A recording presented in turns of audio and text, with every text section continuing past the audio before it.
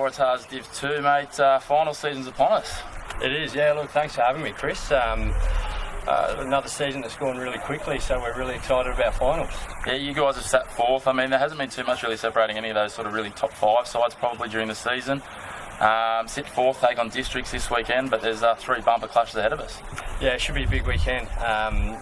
We've sort of fourth or fifth has been it's been a bit of a dead rubber for us the past couple of weeks. Fourth place, fifth in that first elimination final. So we've always had a good game against Districts. So we're looking forward to coming up against them this weekend. Yeah, obviously the game 4 o'clock here at Gardens on the back oval on Sunday. The other 2 games on Saturday.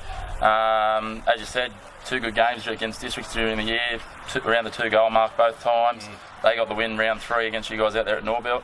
2 weeks ago you got them done here. It's really come down to who's kicked the straightest in both of those games, with both winning sides having less scoring shots than the loser. Yeah, I didn't realise that. It hasn't just been this year as well, though. Probably the last 2 or 3 seasons, a lot of our games have been decided by a goal or less. There's, one game it was decided by a goal after the siren, and another game decided by a goal within the last couple of minutes. Fortunately, both were in our favour, but yeah, for the past 2-3 years, it's always been a really close game against Districts. Yeah, they're a bit of a surprise packet. They've gone through quite a number of players and certainly utilise a different look quite often. So week to week in Div 2 footy, to be aware, anything can happen and anyone can show up. So you're going to have to be on your toes for Districts this weekend. Yeah, absolutely. Yeah, I think they've got their Premier League and Div 1 sides, if I'm not mistaken, both playing finals.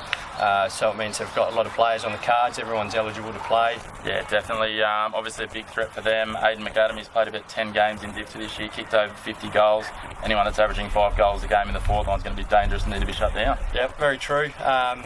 He played pretty well against us a couple of weeks ago. Rowan Langworthy for us did a stellar job on him. I think they threw him around to plug a couple of holes around the field in other positions, but it was a big presence up forward for them, so we'll certainly be keeping an eye on him this week. Yeah, lovely. From having come up against you guys during the year, you guys are fairly strong across the park, no huge standout, so look to a very big team effort, I suppose, this weekend to get it done.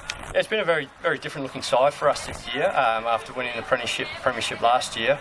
A lot of players have left or not just retired, I suppose.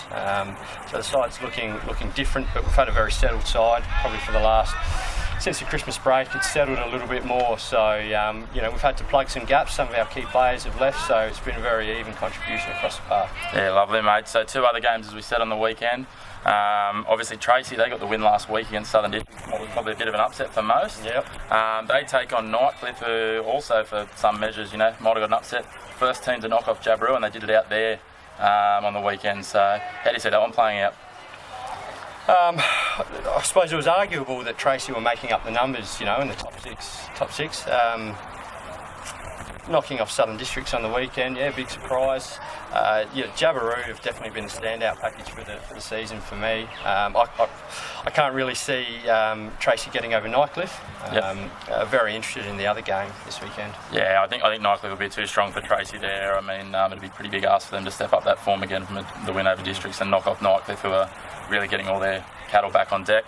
As you say, the other game for you guys is the big one. You take on the winner of that in the newly shaped 16 final series, which has got a bit of intrigue around it. Jabiru and Banks, both sides have been in pretty good form for most of the year, and have really probably been the top 2 sides for the whole season from everything that anyone that's watched the Div 2 scene. How do you see that one play out? I think it's going to be a great game of footy. I think Jabiru, for me, would be going in as favourites. They've been excellent all year. They're a difficult side to play, difficult to match up on. I think they'll get over Banks this week. Yeah, I think it'll be interesting to see. Jabiru obviously will be bouncing back from their first loss of the season. They'll be smarting after that one.